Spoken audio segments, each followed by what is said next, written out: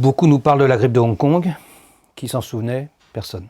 Alors pourquoi on se souvient et on va se souvenir longtemps de cette pandémie du Covid-19?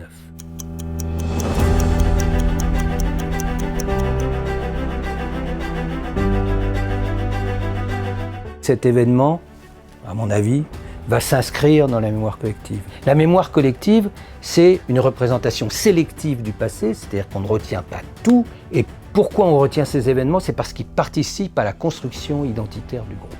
Et en particulier, cette expérience partagée du confinement face à un danger qui nous menace tous, individuellement et collectivement.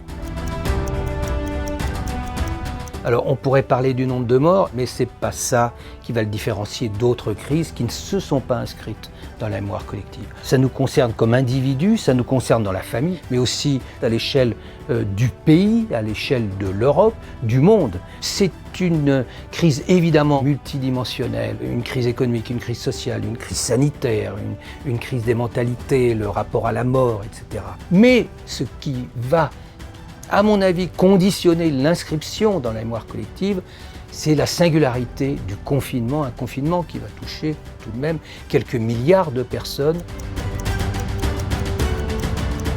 Je travaille sur la Seconde Guerre mondiale. La figure structurante de la mémoire collective des Français, c'est la figure de la victime. Qu'est-ce qui est la figure structurante de la mémoire du terrorisme depuis les années 2015? C'est la figure de la victime.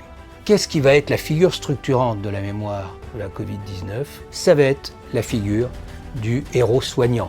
D'autant plus que derrière, on a une société qui applaudit tous les soirs à 20h et qui est derrière son personnel soignant.